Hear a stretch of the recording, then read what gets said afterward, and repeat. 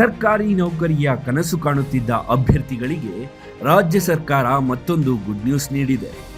ರಾಜ್ಯ ಸಿವಿಲ್ ಸೇವಾ ಹುದ್ದೆಗಳ ನೇರ ನೇಮಕದಲ್ಲಿ ಎಲ್ಲ ವರ್ಗದ ಅಭ್ಯರ್ಥಿಗಳಿಗೆ ಒಂದು ಬಾರಿ ಕ್ರಮವಾಗಿ 5 ವರ್ಷಗಳ ವಯೋಮಿತಿ ಸಡಿಲಿಕೆ ಮಾಡುವ ಮಹತ್ವದ ನಿರ್ಧಾರ ಕೈಗೊಳ್ಳಲಾಗಿದೆ. ಹೌದು, ಸಿಎಂ ಸಿದ್ದರಾಮಯ್ಯ ನೇತೃತ್ವದಲ್ಲಿ ನಡೆದ ಸಚಿವ ಸಂಪುಟ ಸಭೆಯಲ್ಲಿ ಈ ಮಹತ್ವದ ನಿರ್ಧಾರ ಮಾಡಲಾಗಿದೆ. ಹಾಗಾದ್ರೆ ಈ ನಿರ್ಧಾರದಿಂದ ಯಾರಿಗೆಲ್ಲ ಅನುಕೂಲ ಇದೆ? ಎಷ್ಟು ವರ್ಷಗಳ ಅಭ್ಯರ್ಥಿಗಳಿಗೆ ವಯೋಮಿತಿ ಸಡಿಲಿಕೆ ಇರುತ್ತೆ? ಯಾವ್ಯಾವ ಹುದ್ದೆಗಳಲ್ಲಿ ಬೆನಿಫಿಟ್ ಇದೆ ಅನ್ನೋದನ್ನ ಹೇಳ್ತೀವಿ ನೋಡಿ.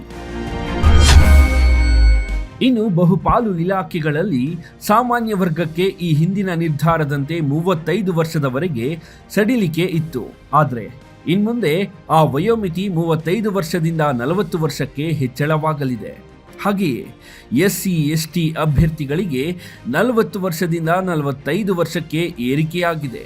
OBCಗಳಿಗೆ 38 ವರ್ಷದಿಂದ 43 ವರ್ಷಕ್ಕೆ ವಯೋಮಿತಿ ವಿಸ್ತರಣೆಯಾಗುವ ಸಾಧ್ಯತೆ ಇದೆ. ಸಚಿವ ಸಂಪುಟದ ನಿರ್ಣಯದಂತೆ 2027ರ ಡಿಸೆಂಬರ್ 31ರವರೆಗೆ ಹೊರಡಿಸುವ ಎಲ್ಲಾ ನೇರ ನೇಮಕದ ಅಧಿಸೂಚನೆಗಳಿಗೆ ಅನ್ವಯವಾಗುವಂತೆ ಈ ತೀರ್ಮಾನ ಮಾಡಲಾಗಿದೆ. ನಾಗರಿಕ ಸೇವಾ ಸಾಮಾನ್ಯ ನೇಮಕಾತಿ ನಿಯಮಗಳು 1977ರ ಅಡಿ ನಾನಾ ಇಲಾಖೆಗಳ ಹುದ್ದೆಗಳಲ್ಲಿ ನೇರ ನೇಮಕದ ಗರಿಷ್ಠ ವಯೋಮಿತಿ ಮಾನದಂಡಗಳು ಪ್ರತ್ಯೇಕವಾಗಿಯೇ ಇವೆ. ಹಾಗಾಗಿ ಒಂದು ಇಲಾಖೆಯಿಂದ ಮತ್ತೊಂದು ಇಲಾಖೆಗೆ ಈ ವಯೋಮಿತಿಯಲ್ಲಿ ವ್ಯತ್ಯಾಸವಾಗಲಿದೆ.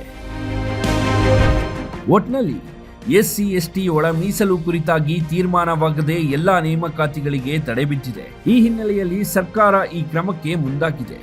ಪರಿಶಿಷ್ಟ ಜಾತಿಯಲ್ಲಿ ಒಳ ಮೀಸಲು ಅನುಷ್ಠಾನ ಸೇರಿದಂತೆ ಹಲವು ಕಾರಣಗಳಿಂದಾಗಿ ನಾನಾ ಹುದ್ದೆಗಳ ನೇಮಕ ವಿಳಂಬವಾಗುತ್ತಿದೆ.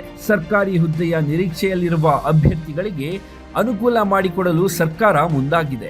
ಇದರಿಂದ ಸರ್ಕಾರಿ ಹುದ್ದೆಯ ಆಕಾಂಕ್ಷಿಗಳಿಗೆ ರಿಲೀಫ್ ಸಿಕ್ಕಂತಾಗಿದೆ.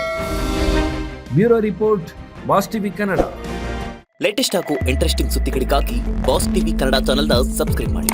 ಹಾಗೆಯೇ ಬೆಲ್ ಐಕಾನ್ ಪ್ರೆಸ್ ಮಾಡಿ. ಇದರ ಜೊತೆಗೆ ಫೇಸ್ಬುಕ್, ಇನ್ಸ್ಟಾಗ್ರಾಮ್, ಎಕ್ಸ್ ನಲ್ಲೂ ಮಿಸ್ ಮಾಡದೆ ಫಾಲೋ ಮಾಡಿ.